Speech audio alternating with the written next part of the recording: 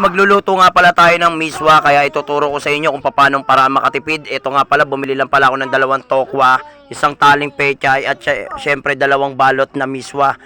Sa ingredients, syempre iniwa ko na nga muna sibuyas muna. At pagkatapos nga pala ng sibuyas, syempre, okay, susunod naman natin yung bawang. Dinikdik ko nga pala yung bawang, ganyan nga pala ako magiwa ng bawang guys, para talaga lumabas yung lasa ng bawang.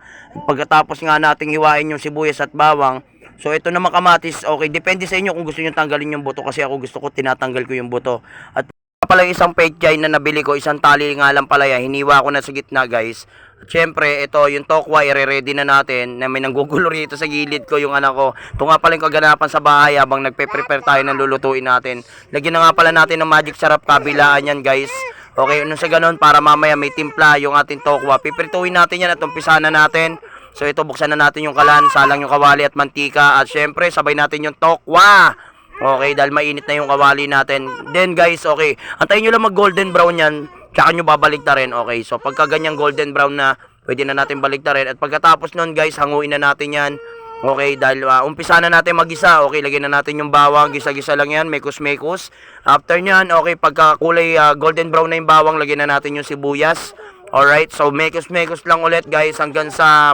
Tapos nga pala nating halu-haluin to guys, lagyan na rin natin yung kamatis. At pagkatapos natin igisa itong mga ingredients, lagyan na natin ng tubig. At pagkatapos lagyan na rin natin yung 2 balot na nabili nating rin pala natin yung miswa at pechay. Lagyan na rin natin ng pamintan, durog, pino, syempre. Okay, yung cubes, kalahati lang yung nilagay ko. At konting magic sarap, takpan natin. A few minutes later.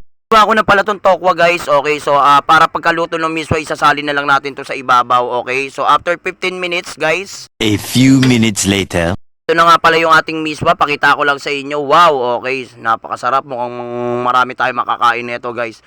Okay, so paluto na nga pala to guys. Lagyan lang natin ng konting patis. Okay, munti ko pa makalimutan yung patis dyan. At ito, halu-haluin lang natin ng konti. After 15 minutes, A few minutes later.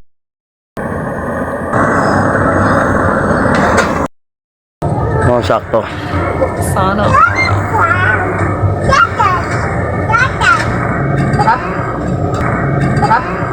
Ano? Thumbs up. Yung patamtam yung kamay ko. Sarap. Ayos na, lasa. Sarap. Takpan na nga pala yung lasa, at sabi nga nung asawa ko masarap daw, kaya ito nilagay na natin yung tokwang hiniwa natin. So ito, luto na nga pala yung ating miswa na may tokwa. Pakakainin ko na sila. Hanggang dito na lang yung video. Maraming salamat sa panonood. Bye bye.